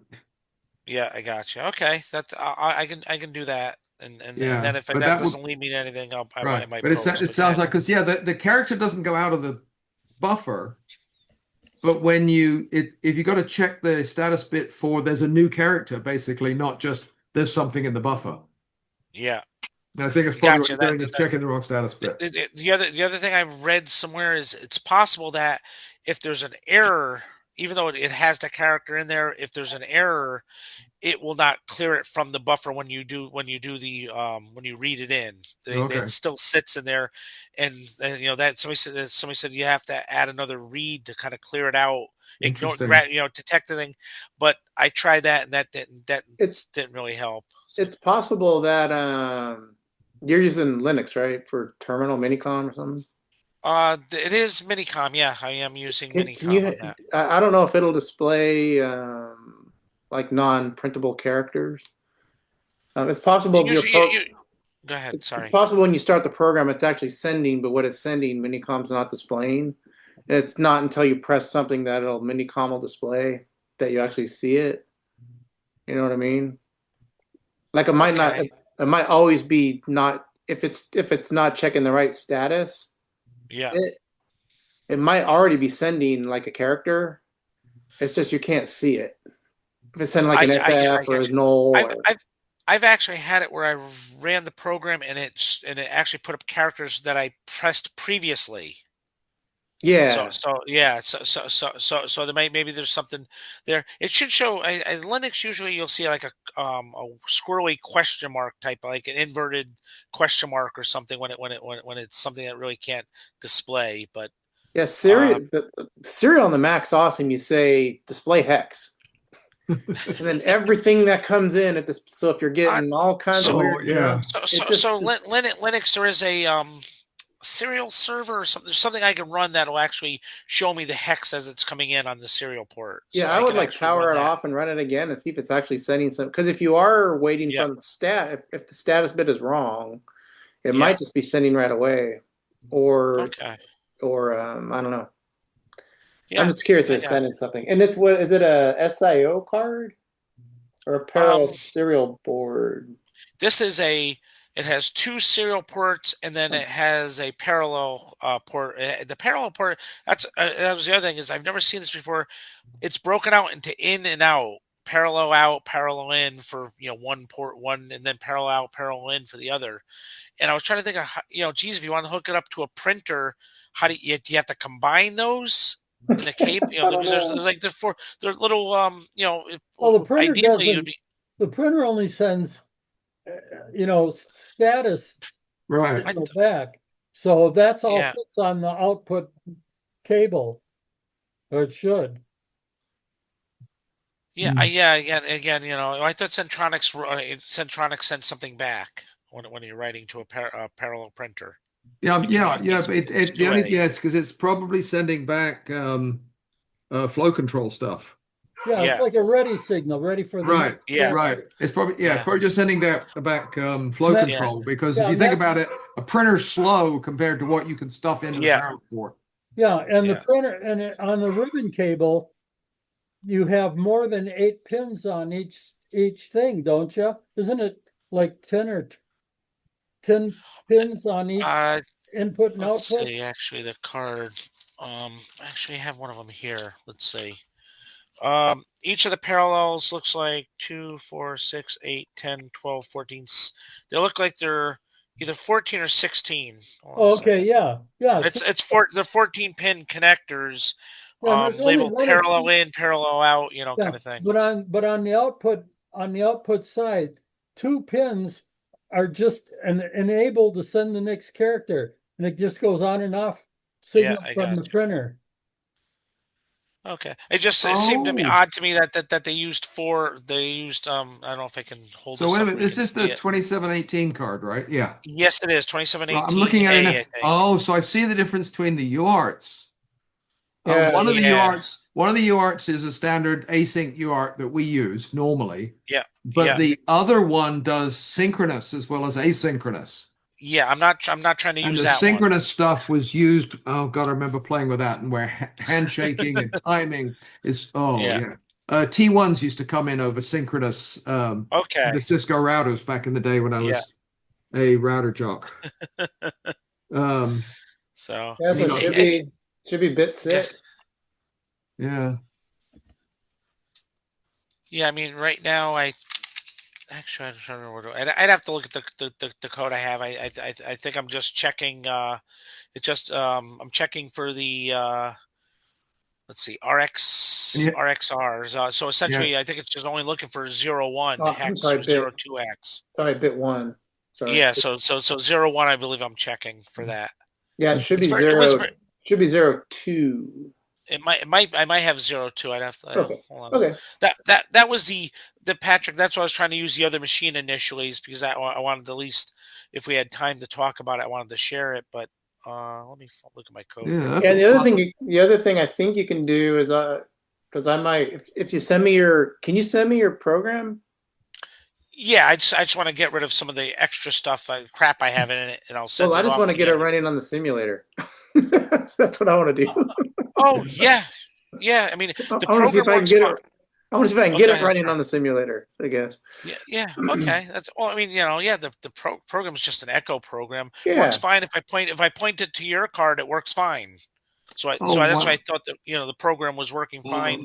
But if I point it to 10H, 10 and 11, And then, this guy. Oh well, I'm just reading through the manual because it's up on the S100 site. Yeah. And this one uses status headers, where you patch what status bit goes to what bit on the port. So depending upon how the status header is wired, your status bits will move. I don't see any status header wired on this one, and I haven't found where that would happen. I do have one empty socket that could be the status header, but it's empty. Let's see. Let me me pull this out where I can. Oh, it's you know, if I end up posting it, I'll include a picture of the board. Yeah. too, Okay. so. The raw serial. Yeah, because if the status header, if it has like pull-up resistors or something, then it'll always be true if it's supposed to be Where's the status? jumpered. So it talks about the status header in the manual. Serial. Yes, and I could not. I have one empty. So I have two empty sockets. One for a ROM or memory. I think that was one of the other options I had. Yeah, you can put ROM on it, which is nice. To the just above it to the right is an empty socket. Mm. And it does. It looks like that's for serial A and not serial B. Yeah, like, I'm using serial A. Serial B is the one where it does both asynchronous and synchronous. Yeah. I was trying to stay away from. I was trying to keep it simple. Probably a good plan. Yeah, well, that's why. So serial A, the bit depends on how you wire the header. So right now the header's unwired. So it's probably floating, or it's maybe that's my problem then. Okay. Yeah. So if you look at the manual, that the header, how to wire the header is in the manual. Yeah. Just make sure you're sitting down when you go buy those little headers. I had to buy some the other day. Those things are freaking expensive for what they are. I think I have a couple of the little forked headers. Like, is that what you're talking about? The little headers there. Yeah, I bought a batch. I think I might have bought them from AliExpress or something. Got them cheap and old, whatever. But yeah, I had to buy some, and I was like, how much? Like $4 a piece or something stupid like that. Yeah, the good ones are gold plated. Yeah, so, mine are cheap. So what I'll do is you're probably right. I'm probably floating, and that's why, because the other thing I noticed when I do my port command on Jomon, it's not listing port 14, which should be the status port. It alerts port 15, 16, and 17. 16 and 17 being the asynchronous, synchronous. Yeah, if you look in the manual, if you look in the manual on page 2-8. It's got how to wire the status header. Yeah. No, I have the manual. Yeah, with Jomon, if you do an import, just an in on the status port, it's coming back FF, probably. So there you go. Yeah, so it's just so your bits are always 1, so it's always going to think it has a character. Right. Makes a lot of sense then. Okay, that's probably it. It's funny because I ended up I have 2 of these. That's the reason I wanted to get them working, and neither one of them came with anything in the header status. So I thought by it being empty, that was the norm. I didn't look at what the picture was. And it's on called John's the site. serial A parallel status header. So they put the status bits for both the parallel and serial port on one header. Because nobody ever changes this stuff. Yeah. No, that's that. I think that's a good spot to go with, guys. I'm gonna go. Yeah, with that. definitely. I'm just trying to find where the darn header is on the likewise diagram on the board. So I don't know if I can. I mean, so if this is gonna let me get rid of my background. Stop my background this way. I can see if I can. Because it's a 16-bit and my 16-pin header. Right. So let's see where you are. Okay, there we are. So sorry you get to see with the must. So if you see where the ROM, I can't move my finger. I can see where the ROM's there to the upper. It's CJ1. CJ1. I bet you that's what it is. Because if you look at the chip that's next to the ROM and on the upper side, it's labeled CJ1 on the CJ1. Yes, that's empty. Some CJ is probably jumper, configurable jumper or something. Jumper 1. That makes sense. So okay. They don't even label it on their darn. Yeah. No. I bet you that's what it is. So I bet you get a header, wire it according to that drawing, plug it in there, and hopefully it'll fix your problem. I hope so, because like I said, I have 2 of these. Then like I said, the other question was parallel. It's got 4 separate headers on there. That's normal. In and out are separate in a lot of parallel port setups. Okay. When they're generic parallel ports, it'll be port A in and out is 2 separate, port B in and out is 2 separate, and then it's up to you to figure out which of those pins goes to whatever's on the other end of the cable. Okay, so I'm not going to be crimping on an IDC Well, you will. connector on this. You will, and then you'll have to put something else on the other end, and you'll probably either have to I'll build a board. design a little PCB to go in the middle to do all the cross connects. Yes, It's like when I was showing the punch tape. You know, I had that little tiny card. Yeah. That little tiny card was Mike's adapter to go from IO4 to the OP80 parallel, because you can't just plug it in. You have to have an adapter that cross-connected in weird ways. So you're either making a card like that. You could get one of those little tiny PCBs. Yeah. The blank ones with just like two strips. I have a bunch of those. Right, and then just put one cable onto each side, and then cross connect them there. Trying not to. Yeah, I'll do that. I keep forgetting to mention this. So Patrick back a bit gave me his the Gerber file to print out. What was that again, Patrick? That was the Altair IMSAI thing. Describe. I'm trying to think. My mind's going blank on it. It's just a Molex. It's a Molex to 16-pin dip. Right. Adapter. To dip. So if you guys, anybody wants them, because I don't know if I mentioned this when I had them done from JCPL, PCB.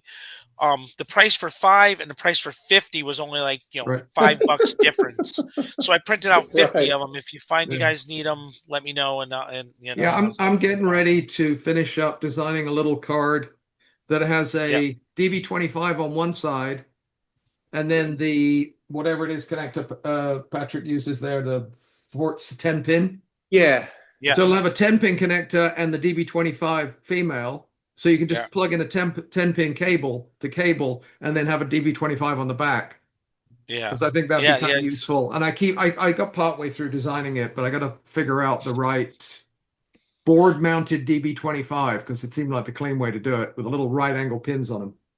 Yeah, Mike Douglas and I went back and forth on that. He said, put a 14-pin header on it. You can do 25-pin, just crimp. And I said, yeah, but PCs don't have that. I'm trying to make this to where they can just plug a PC cable into it. Well, that's what I said. If I get it working, I will send you the Gerbers, and you can offer it as an option for people.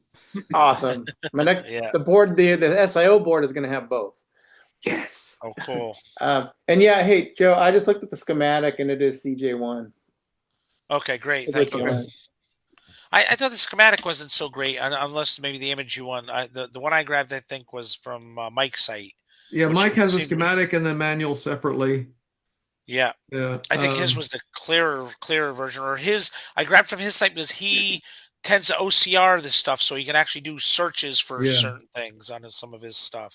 Yeah, this one is not that. This one looks like it was taken with a camera by somebody with shaky hands. Pretty much. They're all over the place. But that'll fix your problem, I think. I think so. So that's my ignorance then. Okay, thanks. That's okay. We live and learn.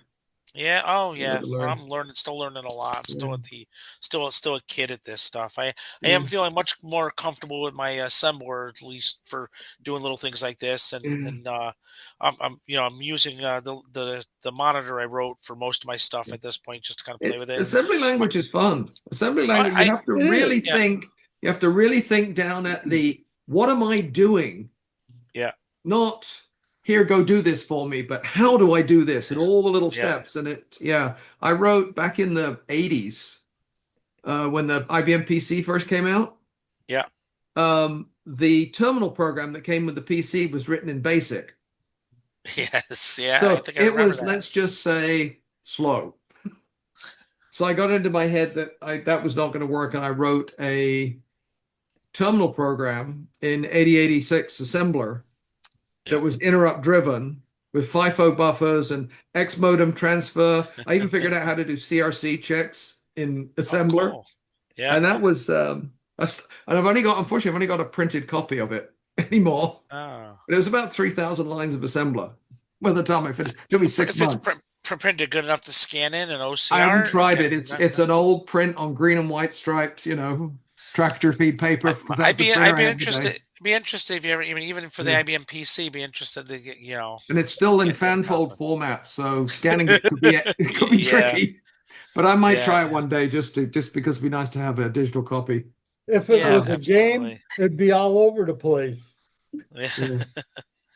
But So- I think I sold one copy. Oh yeah. I put it out for sale and I sold one copy. I was just too slow developing it. And there was like 6 products out there by the time I got it finished. It was a lot of fun.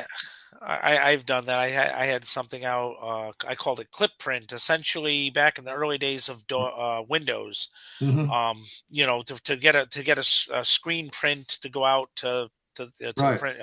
You had to do a few steps, then bring it up in Paint and send it out, kind of thing. So I wrote something that just did that for you. And it worked well. And actually, even originally, the original version was done for batches, where you could capture a bunch of them and then choose which ones you wanted to send to the printer. And yeah, I think I had one guy send me $5, and rest of them were just free downloads and well, shareware. But yeah, I got a bunch of stuff like that. Where is it now? Now I can't find it. Oh my! Oh God! Sorry, oh, there you are. Yeah, tractor feed. This is old BIOS I was working on.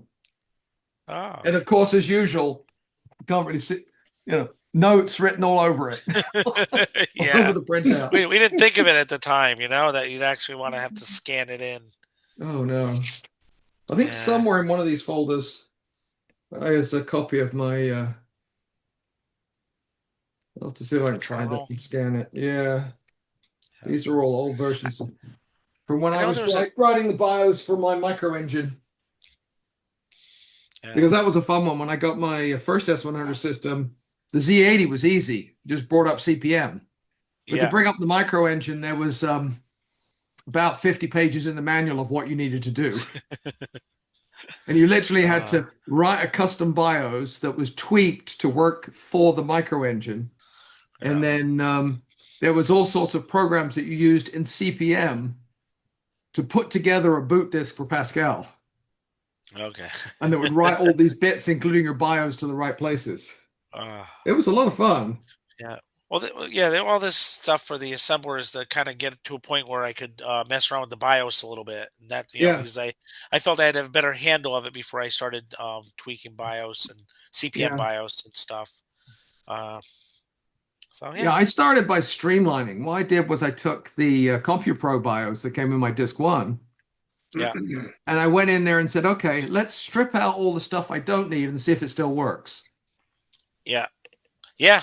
So you just start taking, because the BIOS supplied by CompuPro, for example, had sections in it for every one of its boards. Yeah. So they were even their manuals of that. Well, they'll actually write some of the manuals saying, "Hey, if you're adding these boards, this is how you just do all the jumpers." Yeah, they're actually really good at that. If you look at their manuals for the 8085, 8086, 8088 board, it tells you if you're using this one of our disk controllers, set the switches like this and so on. And I have actually 2 of those boards. I love that board. I haven't done anything with the 8086, 8088 part yet. But I've messed around with just using it normal. Yeah. I've found a copy of CPM 86 somewhere floating around. Yeah, so it's on my list when I get a spare disk controller that I can throw in there. Let me know how you do with it. I'd be interested. It's something I want to get to. But it's a lot of fun. So I had one other question. Hard sector 5.25-inch floppy disks. They seem to be impossible to find. Even I'm even looking at pricing. Okay. Is there? I meant to ask Mike, but he, I don't want to hold him on. It sounds like you he can had things make to them. do. You can make them. But what you would have to do is you'd have to build a jig that lets you rotate the disk in the sleeve, and then you'd have to have holes that you could punch through relative to the normal sectoring hole. Because basically it's just adding more holes on the same circle. I've seen people do it with they had like they look like some of them were like aluminum, but I'm wondering if you do like a 3D printed jig or something. You probably could, you probably could. If it was 3D printed 3D printed might not be accurate enough. What are you trying to Okay. do with the? No, Making essentially, hard floppies. essentially, yeah. It's possible. I haven't gotten it yet. It's possible I might get a North Star. Okay. Again, Walter's suggestion, taking a look at the local listings and stuff. So there was somebody in Connecticut selling one, and so I've been talking to him, and I wanted to say, okay, well, one of the difficulties is I know the North Star are all hard sector. At least this one looks to be. And so the idea is finding the floppies seems to be difficult. The other thing I was going to ask Mike is I thought he had something that replaced. I just sent your you link. could put in line. I just What's put a that? link. I just put a link in Oh. the chat. Mike, Okay. of course, has a solution. I have about 5 hard sector 5 1/4 inches, so I could send you a couple of them. Okay, yeah. I mean, I hate to take some from somebody else's stash. Okay, I have so nothing that would need them. So If there's a definition of the physical setup of the disc, then you can go to one of these CNC machine companies and tell them, just make me a two plates. One holds the disc in place, and the other one has all the pegs, the holes. Just reading like a needle pin goes in. What could go wrong? that's it. Well, yeah, there you are. I don't know, popping a hole into a floppy. I mean, I used to feel bad enough notching the corners, when you used to. Well, that used to be a trick where you would go in and punch holes in the sleeve. Yes. So that you could make single-sided discs, single-sided both sides. The punchers. I actually have one for 3.5 inch right over here. I actually have a metal one that I picked up somewhere at one of the local used to do that flea markets. used to do that to 5 1/4. So I remember that. It was yeah. mostly worked. Yeah, those guys made a lot of money selling those punches. Yeah. Yeah, the darn S-DOS original discs that I found. Yeah. Aren't right protected. And it's like, oh, I really want to notch the disc, but I just can't get myself to do it because it's like original. Well, then disconnect the modify the. Oh yeah, I mean, I've now made copies of it. And I was going to say, take the sensor out. Yeah. And put a notched disc across the sensor, so the drive thinks it's read only. But it's like, what are they doing selling like master discs that aren't protected? I just don't get it. Yeah. Well, I thought I used to just put some black electrical tape over it. Well, you used to sell those little No. stickers so you right protect it. 8 inch and 5 1/4 inch are reversed. inverted from each. They're inverted from each other. Yes. So one is the notch means don't, and the other one is the notch means do. Yes. That's it. I'm 5 1/4 inch. Yeah, you cover it in the knot, and it's right protected. Yeah, so an 8 inch, you got to cut a notch in your floppy to make it right protected. Yeah. Oh, okay. That I got you. Okay, I'm sorry about that. I forgot about that. Well, that's all right. And when you're playing with both and you're in a hurry, you always get it wrong. Mm-hmm. So yeah, Mike, I'll have to reach out to him about that. See if he has it. Looks like it's battery powered. It's like, okay, 9-volt battery. Okay, well, might be a solution to go with. I'll have to ask him if it's any good. I do know a guy in Italy that I think he has a North Star and he uses it and says it works great. So okay, that's good. I was going to ask Terry if he messed around with it because I think he does some North Star stuff. Yeah, Terry's got 2 or 3 of the North Star computers. Yeah, it seems like he liked them. So I was going to use him as a just a thing. Patrick, I'll hold off just at because I may ask you to send a disc or something just so I have something that I can try. I think Mike, I know because he has a whole, and I haven't gone through it yet, a whole video or document on restoring a North Star with all the disc images and everything in there and all the steps he did. So that made me feel comfortable about trying to move forward with this. So we'll see. I'll let you know if that happens. Yeah, good luck. Yeah. Well, the guy has asked me anything else because I always ask these guys when I buy something. You have anything else you're trying to get rid of? And he said, "Oh, I have another North Star chassis I can throw into." Okay, I'll take that too. You know, who knows? North Star actually used to come with this has the metal top on it. North Star used to come with the wooden top, so Right. I can make one of those or have Walt make one for me for that. You know, and but then he said, "Oh, I got an Osborne one." I was like, "Well, I don't know if I really, you know, the screen's this It is big." the tiniest. Is the Tiniest tiniest thing. screen. I have a K Pro 2 floating around somewhere, you know, that don't use much, but I'll find out. You know, he seems like a nice guy, but Mhm. I really I think the money he asked for it he wasn't asking outrageous for it. Right. It's just more than I'd want to spend, and it's not something I was really looking for right now. So Mm. we'll see what happens. That'll Yep. be next weekend if anything happens. I'll be able to mention it on our meeting next weekend if I get it. Cool. So. Anything else? Anybody else working on? Patrick went over some good stuff. Tim, Yeah, doing anything fun? I'm waiting for parts so I can modify my SIO. That was how I ended up talking to Mike this week. Was I said, "Is there a way to hook this up?" And we were back and forth via email, and finally he said, "Give me a call." Yeah, he is a great resource, great guy. And we ended up I ended up creating this, which was the how-to. Okay. But before and after and what he told me to do. Of course, I haven't tested it yet, but then I told him, I sent him a copy and said, if it's useful to other people, just put it up on your site on the SIO folder. Yeah. But it's basically how to convert the C's into. Send a copy to me too. Yeah. It basically says you can take a C and with a couple of minor changes, you can make it do basic serial, basic RS-232. Cool. So, like I said, by this time next week, hopefully, because I got to get some Schottky diodes, so I got those on order.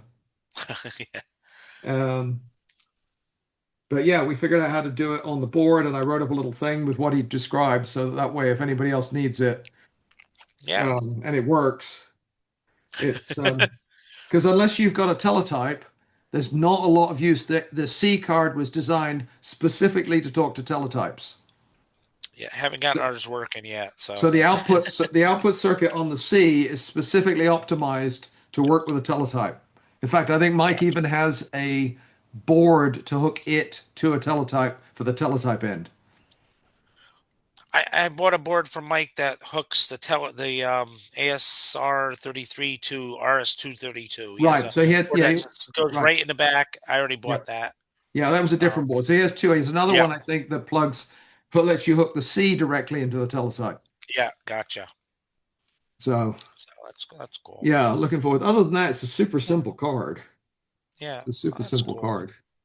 Other than the fact it uses freaking jumpers, soldered jumpers rather than switches or push-on jumpers for setting everything. Which hopefully you won't decide to replicate that part when you put one out, Patrick.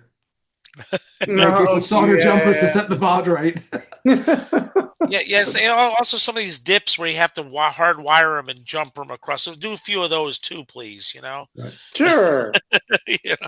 I think I decided on that one. I'm just going to make it an SIO. Okay. And kind of make sure it works, and then add all the bells and whistles later. Yeah. I mean, just being able to do addressing and baud rate. Yes. Via switches rather than like I say, there is about 20 jumpers that you have to solder on that board. Oh yeah. I have the schematic almost done. Okay, awesome. Looking forward to that one. Awesome, yeah. That's cool. Yeah, that's cool stuff. Yeah. Speaking of so I was thinking back to a comment I made earlier, and everybody just kind of laughed at me, was hooking up a physical S100 slot to the emulator. It seems like it should be able to be done. USB is fast enough. That's what I said. I think I made the comment. Yeah, USB to especially if you use like USB 3, it's got enough speed, and you could have in your bus. Your bus is basically doing the equivalent of handling the S100 lines, all the pins. Traffic, yeah. Right. Well, John Monahan did that with a Pi, I think, where it basically can control the bus. I can't remember what it does. It might have been emulated in 8080. I can't remember. But it yeah, seems it does have a. But I mean, sorry, imagine if you could take a card that's just doing weird stuff, and instead of having to plug it into a physical system, Yeah. you could plug it into a single slot card that hooked into the simulator, and the simulator would then see that card. That seems like that would be immensely powerful. But I'm just not quite sure. But I mean, because the S100 bus doesn't run at a particularly fast speed. No, it doesn't. So if you could, if the simulator, the bus connector in the simulator basically sees the 80 odd pins that we care about, Yeah. right? You know, could you put those signals in and out onto an external physical slot through something? Pancho, I don't know. Squirrel. There you are. Completely sidetracked him for the next week and a half. Yeah. Need to get another whiteboard for my projects list. That's it. Let me just order you one. Let me just go into Amazon and order you one. Yeah. I get you a 6-pack. 6-pack of whiteboards. Goodness. No, that would be something I would use. I could see definitely using something like that. It seems to me like it should be doable, but it does not seem to me like it would be simple. Right. Yeah, I don't know. But that doesn't mean it can't be done. It just means, yeah, it wouldn't be simple. Anyway, just a thought. Yeah. Because yeah, a perfect system that you know is perfect except for the one card you're testing, plus all the extra tools that SimH now gives you. Yeah. Yeah. This is my latest squirrel. I want to see if I can get my VDM1 working. Oh yeah.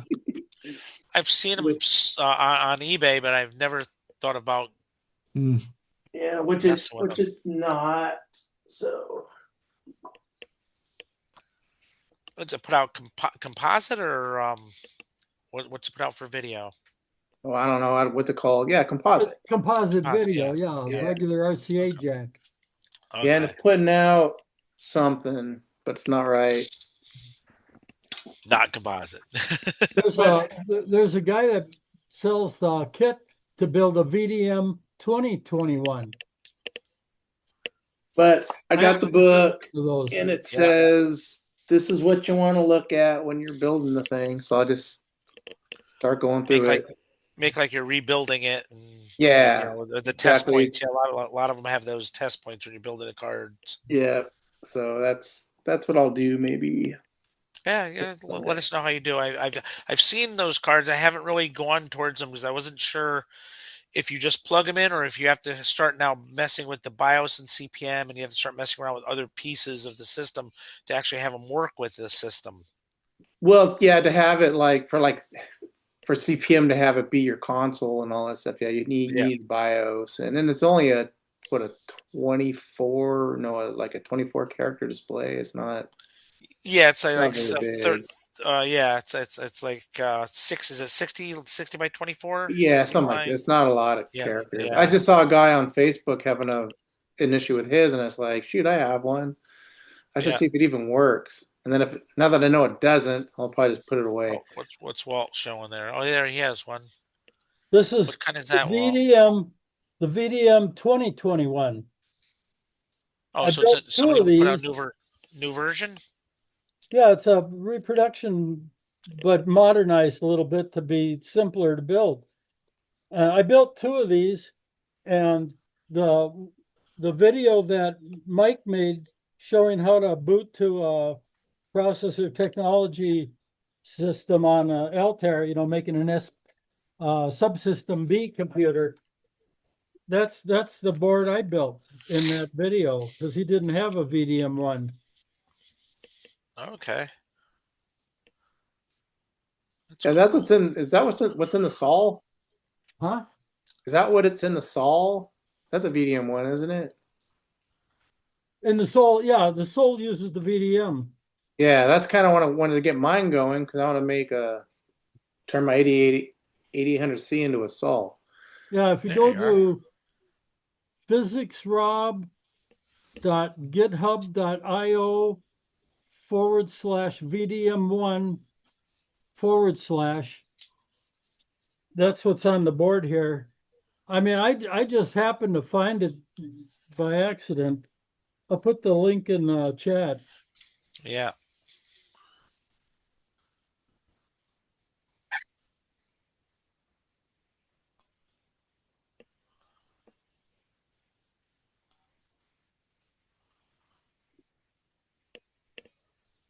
Let's see. Oh, it's dark out. I think I I'm gonna have to spelled it go all right. plow soon. Oh, Yeah, the kits are pretty cheap, and he has special chips that are nearly impossible or impossible to get that he gives you with the kit. And I actually have one or two spare what do you call character chip ROMs. Ah, right. The character ROM is one of the impossible chips to get. I Yeah. guess that's the big chip on the top here, is the character ROM. Somebody should be able to read that in so we can make our own, but I don't know if that can be done. Yeah, I don't know. Mine's not labeled. I don't know which character set chip they use. It's like a Motorola 5474 or something like that. Let me Interesting. Where'd you get that? So yours could be in French when you get it. Yeah. Where'd you get the 8080 book behind you there, Joe? Which book? On your left, behind you. Behind me? That guy? yeah. Yeah. Where'd you get that? It actually came with a book. What the heck was the other book? I have a soft copy of that, I think. Yeah, this one. I have that one, and I have this one. This is the one I tend to use more. Yeah. The Yeah, $885. that's my mouse pad. Yeah. No, this actually, I bought a book because I also have a couple TRS-80s, and there was a book that I wanted for the TRS-80, and this just came along with it. Okay. The only thing I didn't like about it is the blue book. They're alphabetical. I can go look up the op codes and stuff alphabetically. This is not in alphabetical, so I've been having a tough time. Oh yeah. It's like more in type of. Right. Here's all your jump instructions, but those are maybe at the beginning. Then here's all your compare instructions. They weren't alphabetical, so it is hard to find things. Yeah, I don't. Go ahead. I have one of those, but it's in really bad shape, and it's one my dad had. Yeah. So I was just wondering where you found a nice one. Oh, it was just happened to be along with the other book I bought. It's just the guy just kind of had it as a set. I think I only paid like $10 for the whole set. I again since I've been doing more and more assembler. I've been anything that says assembler on it. I've been kind of looking at, even for the TRS-80, and I haven't fired that machine up. I think before I turn that machine on again, I'm going to redo the reefers on it because I'm expecting a lot of smoke to come out of them soon. My VDM1 didn't smoke. I was happy about that. Yeah. Yeah. There you are. Yeah, these are Motorola MCM 6574P. Okay. So I have two of them, two spare chips. Yeah, I don't know how you read these things I should try it. Well, I don't know if I dare. There's a way to read it like on TL866.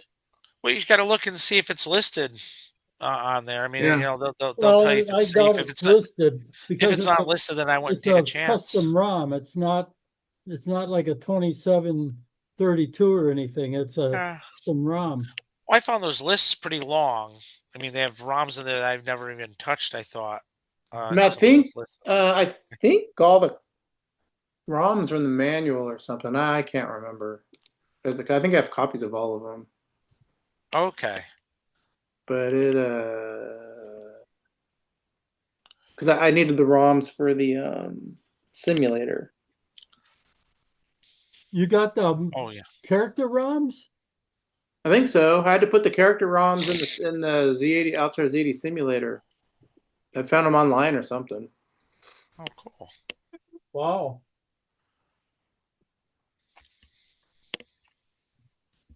And I think they're in the manual too.